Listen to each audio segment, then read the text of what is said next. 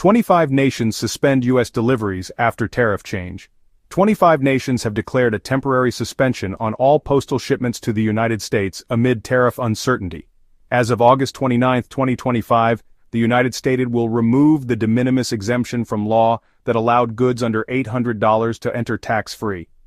Tariffs range between 10% to 50% on the declared value, or $80 to $200 per parcel.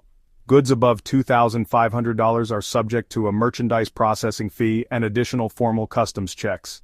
Processing delays and increased costs were incurred immediately, but now, a growing number of nations have decided to simply discontinue parcel service. In Europe, the United Kingdom, France, Germany, Italy, Belgium, Austria, Switzerland, Denmark, Sweden, Norway, Finland, Czechia, the Netherlands, Spain, Poland, Portugal, and Ireland suspended services. In the Asia-Pacific, Australia, New Zealand, India, Japan, South Korea, Taiwan, Singapore, Thailand have halted services as well. Canada has also curbed its mail exports.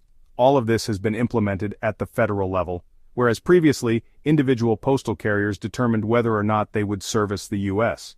Despite discussions with U.S. Customs Services, no time was provided to postal operators to reorganize and assure the necessary computer updates to conform to the new rules, Francis Laposte said in a statement.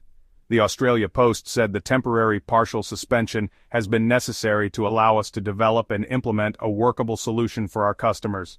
Italy's Post Italiane noted that the absence of different instructions from U.S. authorities forced the suspension of services. The United States did not consider the logistics of suddenly transforming import regulations. American consumers are watching their orders decline in real time. Items in transit are being returned if delayed, especially if they arrive after August 29.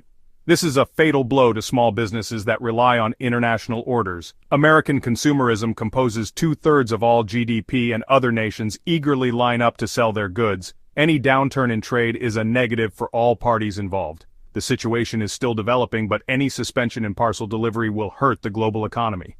The United States did not give the world sufficient time to prepare for this new regulation. The EU, Japan, Canada, and others have the experience and infrastructure to integrate compliance changes and digital customs data, but other nations with less developed postal infrastructure are unlikely to quickly adapt their systems.